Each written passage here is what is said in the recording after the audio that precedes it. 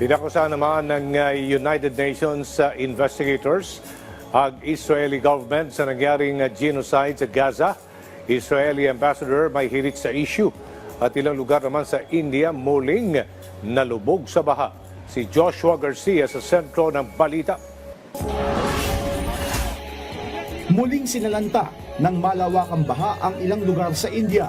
Nasa Siyaman na iulat na nasawi doon habang daang-daang pamilya ang inilikas. Malawak din ang naging pinsala sa sektor ng agrikultura kung saan karamihan anila ng mga sakahan sa Punjab ay nalubog sa baha. Tiniyak naman ni India Prime Minister Narendra Modi ang pamamahagi ng higit $100 milyon na halaga ng relief package sa mga apektadong mamamayan. Sa Gaza, nagkagulo ang ilang mga Palestino matapos ang ibinabang evacuation order ng Israeli force. Ito ay bilang bahagi ng ikinasa nilang overnight ground bombing sa lugar. Ayon sa ulat, sugatan ng ilang residente, habang ang ilan ay natabunan ng mga gumuhong gusali. Samantala, inakusahan naman ng United Nations investigators ang Israeli government sa nararanasang genocide sa Gaza.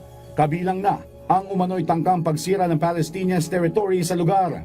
Agad naman na dumipensa ang Israel at pinabulaanan ang akusasyon. 3 individuals serving as Hamas proxies, notorious for their openly anti-Semitic positions and whose horrific statements about Jews have been condemned worldwide, released today another fake report about Gaza.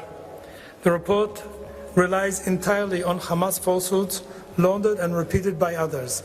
These fabrications have already been thoroughly debunked, including in an independent, in-depth academic study by BESA. Sa Africa, excited na ang mga residente ng Kigali para sa inaabangan nilang pagpadyak ng mga siklistang kalahok sa 2025 UCI Road World Championships.